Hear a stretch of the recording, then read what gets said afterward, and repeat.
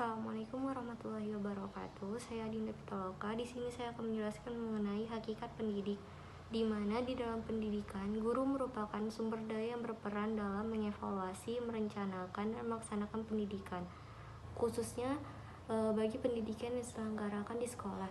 Nah, pendidik atau guru ini merupakan fasilitator pendidikan bagi peserta didik, baik secara individual maupun secara klasikal.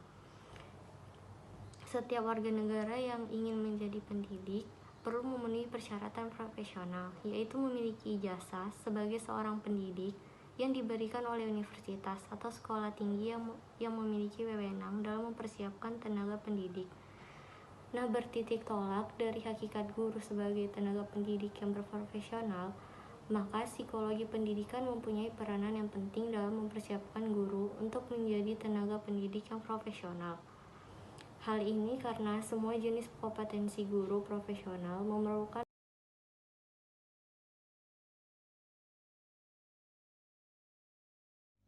Assalamualaikum warahmatullahi wabarakatuh. Saya akan menjelaskan bagian slide tentang kompetensi pedagogi. Kompetensi pedagogi berbasis psikologi pendidikan adalah kemampuan pendidik dalam memahami dan melaksanakan pendidikan. Kompetensi yang dibutuhkan pendidik yaitu ada pedagogi ataupun strategi, selanjutnya ada kepribadian, selanjutnya ada sosial, dan terakhir itu profesional. Untuk prinsip-prinsipnya itu untuk prinsip penerapannya pada proses pendidikan dan pembelajaran yang efektif itu, yang pertama, peserta didik atau siswa mampu membangun pengetahuan diri.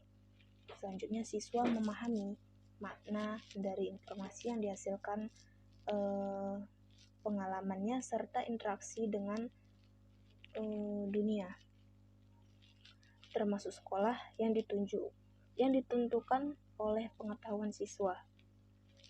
Selanjutnya, pengetahuan siswa itu dibangun sewaktu siswa berinteraksi antar siswa di lingkungan tersebut.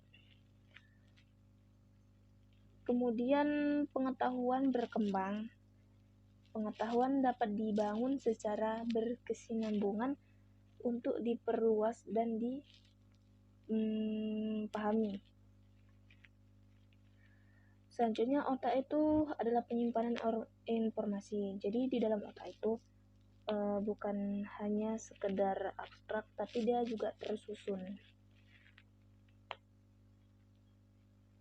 Selanjutnya ada pengetahuan dibangun melalui proses persepsi diikuti dengan tindakan yang dia sejalan gitu.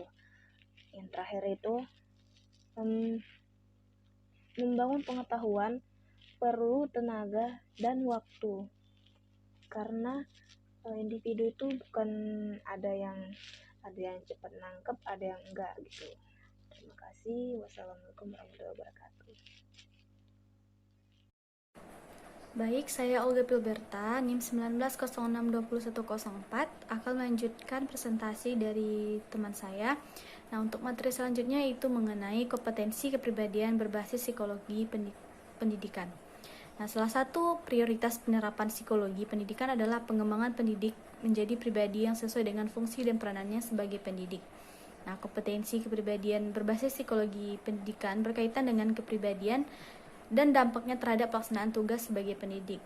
Nah, di sini kepribadian pendidik itu sangat penting karena tergantung kepada pribadi pendidik itu akan berpengaruh terhadap proses pelajaran dan proses pembelajaran di kelas. Nah, jika kepribadian pendidik itu baik, maka terjalin komunikasi dan interaktif antara pendidik dan peserta didik, serta semakin interaktif antara pendidik dan peserta didik, maka peserta didik itu akan muncul motivasi untuk belajar sehingga mereka nyaman di kelas dan tidak bosan untuk belajar, sehingga pendidikan di Indonesia itu semakin meningkat. Selanjutnya, kompetensi kepribadian pendidik. Nah, menurut salah satu tokoh ada beberapa karakteristik kepribadian yang harus dimiliki oleh pendidik agar proses pendidikan dan pembelajaran itu berjalan dengan efektif. Nah, yang pertama itu menguasai pelajaran yang diajarkannya dan mampu menjelaskan isi pelajaran dengan baik. Kedua, mampu mengelola emosi dalam menghadapi berbagai situasi yang tidak menyenangkan yang ditunjukkan oleh siswa, orang tua, teman sejawat, dan atasannya. Yang ketiga, memiliki rasa humor dan mampu memanfaatkan humor sebagai bagian dari strategi pembelajaran secara tepat. Selanjutnya, menunjukkan sikap positif terhadap siswa yang dididiknya, mampu melakukan penilaian secara objektif terhadap kemajuan belajar siswa berdasarkan hasil belajar yang dicapai siswa, bukan berdasarkan penilaian yang bersifat subjektif. Peka terhadap berbagai perubahan yang terjadi di dalam kelas dan secara cepat dapat menentukan tindakan yang tepat untuk dilaksanakan. Selanjutnya, memiliki harapan yang tinggi dan membimbing siswa untuk mencapai harapan tersebut dan melakukan berbagai cara untuk meningkatkan kualitas belajar siswa. Mampu mengurangi tugas-tugas sebagai pendidik secara rinci sehingga dapat dilaksanakan satu persatu secara kesinambungan. Mampu mengatur waktu yang dengan baik, menunjukkan kehati-hatian dalam bersikap dan bertindak, dan tidak mudah mempercayakan sesuatu tanpa alasan yang tepat. Mampu menjadi pimpinan atau pengikut sesuai dengan kebutuhan dan situasi yang berkembang dalam kondisi yang dihadapi oleh pendidik. Selanjutnya saya akan melanjutkan materi tentang kompetensi profesional pendidikan berbasis psikologi pendidikan. Salah satu fokus yang dibahas dalam psikologi pendidikan adalah kemampuan profesional pendidik dalam melakukan fungsi dan peranannya sebagai pendidik. Kemampuan profesional dapat diidentifikasi dari kompetensi profesional. Kompetensi profesional dapat diidentifikasi melalui berbagai perilaku profesional yang diperlihatkan pendidik. Yang pertama ada penguasaan terhadap bidang studi yang diajarkan. Kompetensi profesional seorang pendidik berkaitan dengan kemampuan terhadap bidang studi yang diajarkan dan kemampuan dalam mengajarkan bidang studi tersebut kepada siswa. Yang kedua ada kemampuan melakukan penelitian. Selain hal yang telah diuraikan di atas, kompetensi profesional menuntut pendidik untuk melakukan penelitian yang terkait dengan bidang studi yang diajarkan dan cara pengajaran bidang studi tersebut. Yang ketiga ada kemampuan dalam pengembangan kurikulum. Kompetensi profesional juga mencakup kemampuan pendidik dalam mengembangkan kurikulum yang terdiri atas pengetahuan tentang landasan filosofi dalam pengembangan kurikulum. Yang keempat, ada kemampuan dalam menerapkan prinsip belajar sepanjang hayat. Perkembangan zaman berlangsung dengan sangat cepat.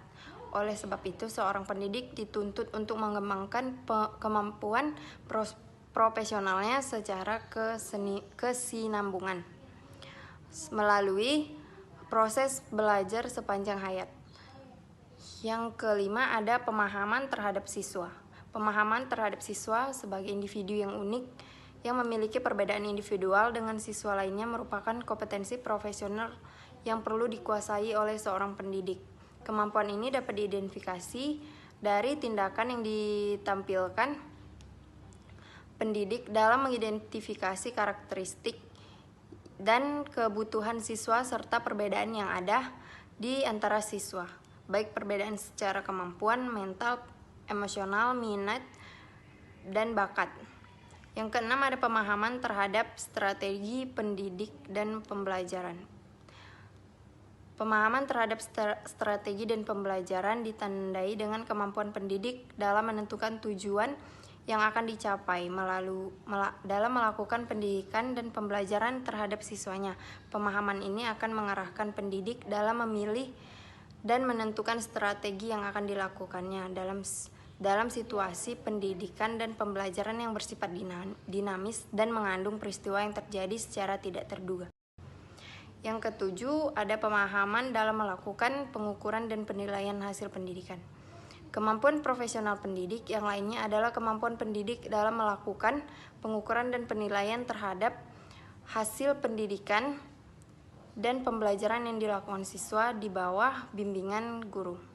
hasil pengukuran dan penilaian atau hasil asesmen yang dilakukan guru menjadi pedoman menentukan tindakan pendidik dan pembelajaran yang akan dilaksanakan kepada siswa dan dijadikan pedoman dalam mengarahkan perkembangan siswa di masa mendatang. Sekian dari saya.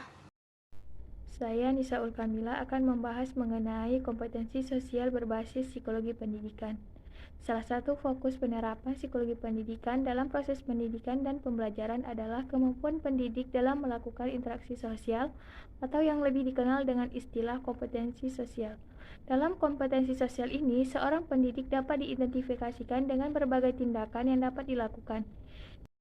Yang pertama, kemampuan dalam memotivasi siswa. Salah satu kemampuan pendidik yang diperlukan dalam melakukan pendidikan dan pembelajaran secara efektif yaitu kemampuan pendidik dalam menerapkan strategi yang dapat memotivasikan siswanya, yang dapat dilakukan dengan berbagai bentuk tindakan. Yang pertama itu menekankan pencapaian hasil belajar secara individual dengan memberikan umpan balik hasil belajar kepada siswa dengan cara tidak mematahkan semangat belajar siswanya.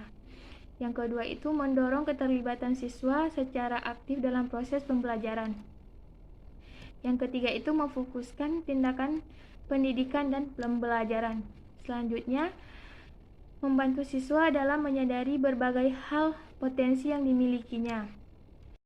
Yang terakhir, memberikan kesempatan pada siswa untuk mencapai kesuksesan yang dapat dilakukan dengan berbagai cara, diantaranya memilih dan melaksanakan berbagai pendekatan, strategi dan metode pembelajaran yang dapat mempermudah siswa untuk mencapai keberhasilannya.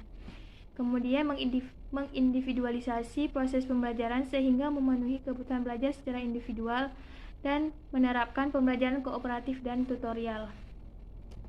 Selanjutnya yang kedua ada kemampuan dalam berkomunikasi dengan orang tua.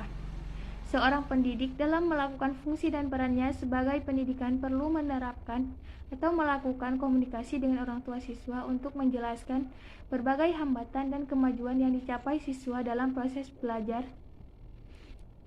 Seorang pendidik itu dituntut untuk dapat berkomunikasi secara hangat dan diwarnai dengan berbagai rumor yang semangat dengan orang tua.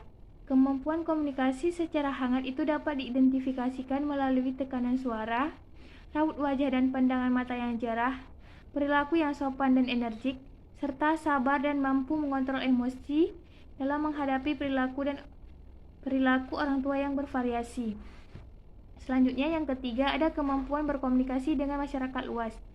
Pendidikan itu merupakan kebutuhan setiap orang yang menjadi anggota masyarakat. Seorang pendidik itu perlu memberikan berbagai informasi tentang pendidikan dan pembelajaran yang dilakukan di sekolahnya kepada masyarakat luas. Dengan demikian, ia memotivasikan masyarakat dan ikut berperan aktif dalam aktivitas pendidikan dan pembelajarannya, khususnya yang dilaksanakan di sekolah maupun ia menjadi seorang pendidik. Selanjutnya, kemampuan berkomunikasi dengan teman seprofesi. Salah satu perwujudan kompetensi sosial yaitu kemampuan pendidik untuk berkomunikasi dengan sesama pendidik. Komunikasi ini dapat dilakukan melalui partisipasi aktif dalam berbagai organisasi yang berkaitan dengan bidang pendidikan. Kemudian kemampuan komunikasi dengan teman sejawat yang dapat memperluaskan wawasan pendidik tentang perkembangan pendidikan dan pembelajaran yang mutakhir, sehingga dapat dijadikan pedoman dan meningkatkan efektivitas proses pendidikan dan pembelajaran yang dilakukan oleh seorang pendidik.